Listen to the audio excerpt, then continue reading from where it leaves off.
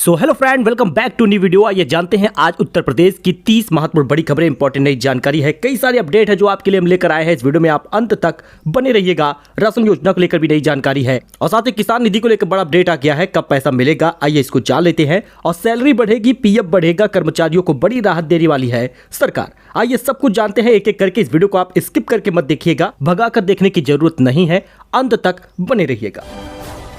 देखिए, बात करें सबसे पहले राशन कार्ड धारकों को अब 500 रुपए में फ्री डाटा मिल जाएगा और किसानों को हर महीने 5000 रुपए पेंशन दी जाएगी। यानी कुल मिला के देखा जाए तो लगभग 9000 रुपए तक मिल जाएगा। इस पार्टी ने जनता से वादा कर दिया है। दोस्तों, समाजवादी पार्टी ने आगामी लोकसभा चुनाव के लिए बुधवार को अपनी घोषणा पत्र जारी किया। अपने घोषणा पत्र में आरक्षण, पुरानी पेंशन से लेकर कई सारी चीजें रखी गई। इंडिया गठबंधन से ऐलान करने के बाद 20 पन्नों की इस घोषणा पत्र में इस बार पीडीए यानी पिछड़ा, दलित और अल्पसंख्यक सरकार का आह्वान किया गया है, जिसमें सपा अध्यक्ष ने इस मौके पर कहा कि हम अपने इस विजन डॉक्यूमेंट के साथ जनता के बीच आ रहे हैं और हमें उम्मीद है कि जनता समाजवादी और गठबंधन का समर्थन करेगी। उत्तर प्रदेश में ऐतिहासिक जीत के साथ इंडिया गठबंधन सबसे ज्यादा सीट जीतेगा, ऐसा कहा है समाजवादी पार्टी के अखिलेश यादव ने।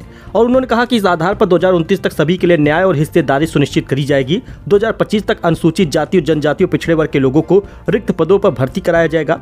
पुरानी पेंशन योजना के बहाल किए जाएंगे और निजी क्षेत्र में समाज के सभी वर्गों की भागीदारी सुनिश्चित की जाएगी। 2029 तक गरीबी को पूरी तरह से समाप्त किया जाएगा, ऐसा अखिलेश यादव ने कहा है। इसके अलावा निःशुल्क शिक्षा का अधिकार सुनिश्चित करने, शिक्षा का बजट जीडीपी के 3% से बढ़ाकर 6% करने और गुणवत्तापूर्ण स्वास्थ्य के अधिकार की सुरक्षा गारंटी देने की बात भी कही गई है। घोषणा पत्र में केंद्रीय और राज्य की सार्वजनिक क्षेत्र की इकाइयों का निजीकरण बंद करने और छटनी रोकने का भी ऐलान किया गया है। सपा ने अपने घोषणा पत्र में मुफ्त राशन में गेहूं की जगह पर आटा देने की बात की है। यानी उनकी सरकार बन जाएगी तो अब गेहूं की जगह पर वो फ्री में आटा देंगे। और इसके साथ ही उन्होंने कहा हर राशन कार्ड धारकों के परिवारों को 500 रुपए मिलेगा हर महीने। यानी बड़ा ऐलान कर दिया गया है। यानी अखिलेश यादव की सरकार अगर आती है तो ये सारे लाभ मिलेंगे। वही अभी बीजेपी की घोषणा पत्र आना बाकी है। कांग्रेस का घोषणा पत्र आ चुका है। अखिलेश यादव यानी सपा सरकार का भी घोषणा पत्र जारी हुआ है।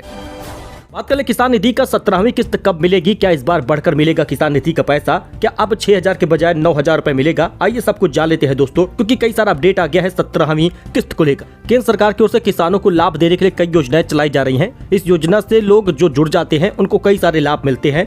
फिलहाल अभी किसानों को हर साल 6000 रुपए आर्थिक रूप से केंद्र सरकार मदद करती है और यह सहायता सीधे किसानों के खाते में दी जा रही है। अब तक इस योजना में 16वीं किस्त आ चुकी है और 17वीं किस्त का लोगों को इंतजार है। किसान निधि का पैसा 17 किस्तों वाला बताया जा रहा है कि मई से जून के बीच में मिलेगा। देखिए, जो 17वीं किस्त का पैसा मिलने का समय है वो अप्रैल से जुलाई के बीच का है। यानी मई जून के बीच में कभी भी आपको खाते में पैसा मिल जाएगा। यहाँ पे आप देख सकते हैं एक ट्रस्टेड वेबसाइट ने बताया है कि किसानों को मई माह के आखिरी सप्ताह में किसान निधि का पैसा मिलेगा। दोस्तों, आपको बता दें अब सरकार अपने घोषणा पत्र में ये भी ऐलान कर सकती है कि 4000 रुपए तक बढ़ाया जा सकता है। 3 से 4000 रुपए तक केंद्र सरकार बढ़ा सकती है किसान निधि। वैसे में क्या मुख्यमंत्री योगी आदित्यनाथ उत्तर प्रदेश में किसान निधि का पैसा बढ़ाएंगे, क्योंकि केंद्र सरकार की तरफ से 6000 मिल रहा है। अगर राज्य सरकार भी 3000 देगी तो 9000 होगा, क्योंकि अभी अरुणाचल प्रदेश में भी ये लाभ मिलने लगा है। हिमाचल सरकार भी दे रही है, राजस्थान सरकार भी दे रही है। यानी केंद्र सरकार के अलावा राज्य सरकार भी पैसा देती है किसान निधि में। अब इस प्रकार से केंद्र सरकार जो घोषणा पत्र होगा उसमें कई ऐलान कर सकती है, जिसमें किसान निधि के पैसे को बढ़ाने के ऐलान होंगे।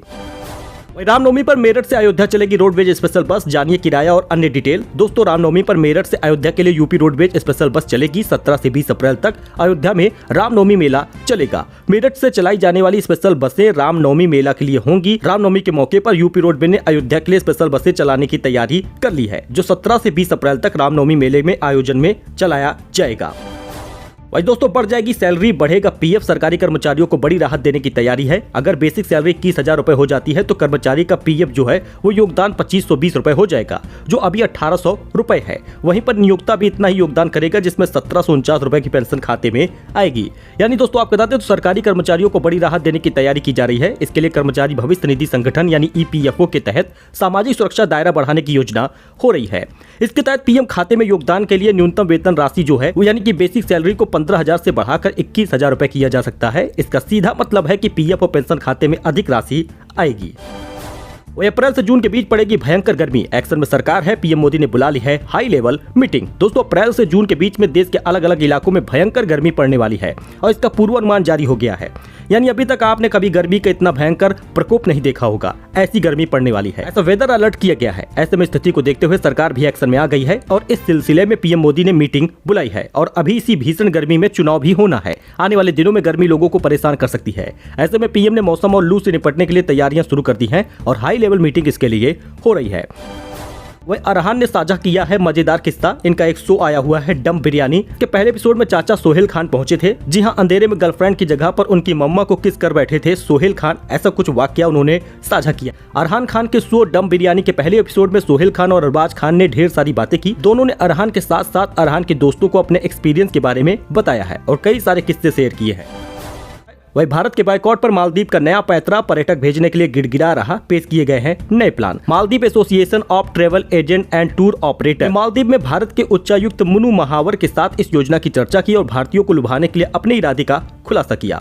बुधवार को भी ईद के मौके पर प्रधानमंत्री मोदी ने राष्ट्रपति मोइजू को शुभकामनाएं भेजी। प्रधानमंत्री मोदी ने मालदीव के राष्ट्रपति मोहम्मद मोइजू और उनकी सरकार और देशवासियों को ईद उल फितर की बधाई दी। दोनों देशों के बीच पुराने समय से चल रहे सांस्कृतिक और सभ्यतागत संबंधों का भी जिक्र किया। जी हाँ दोस्तों, कुछ महीने पहले मालदीव के 3 मंत्रियों ने सोशल मीडिया पर भारत और प्रधानमंत्री नरेंद्र मोदी के खिलाफ अपमानजनक टिप्पणी की थी। इसके बाद भारतीय पर्यटकों ने मालदीव का बहिष्कार कर दिया था। वही हार्दिक पांड्या के खिलाफ हो रही होटिंग को विराट कोहली ने एक इशारे में शांत करा दिया। वीडियो जीत लेगा दिल। जी दोस्तों, मुंबई इंडियंस की पारी में 12वें ओवर के दौरान जब हार्दिक पांड्या बैटिंग करने आए तो फैंस ने उनके खिलाफ होटिंग शुरू कर दी। ये फैंस थे या छोटे बच्चे, क्योंकि कोहली को फैंस का यह अंदाज बिल्कुल पसंद नहीं आया और उन्होंने सपोर्ट की अपील की।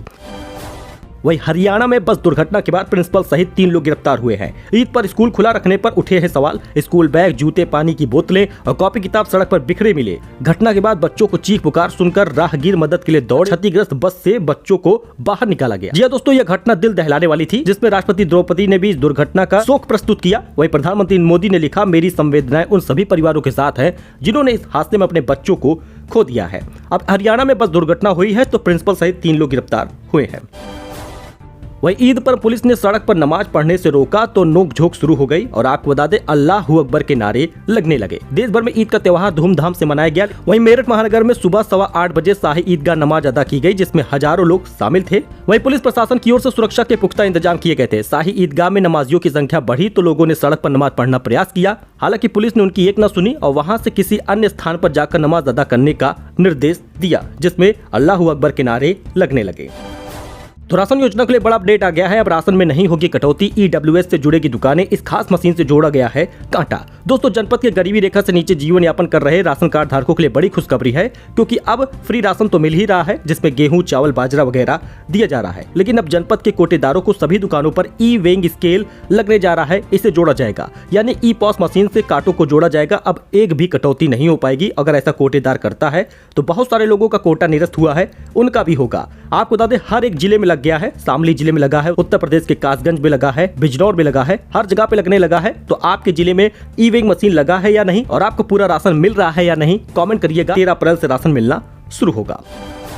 सो दोस्तों, ये कुछ अपडेट था, नई जानकारी थी जो आपके साथ शेयर की गई है। आई होप कि आपको ये पसंद आया होगा। वीडियो पसंद आया हो तो लाइक करें, इस चैनल के साथ जुड़े रहे, चैनल को सब्सक्राइब करें। ऐसे ही लेटेस्ट अपडेट के लिए मिलते हैं नई जानकारी के साथ एक नए वीडियो में। फिलहाल के लिए इतना ही। जय श्री राम।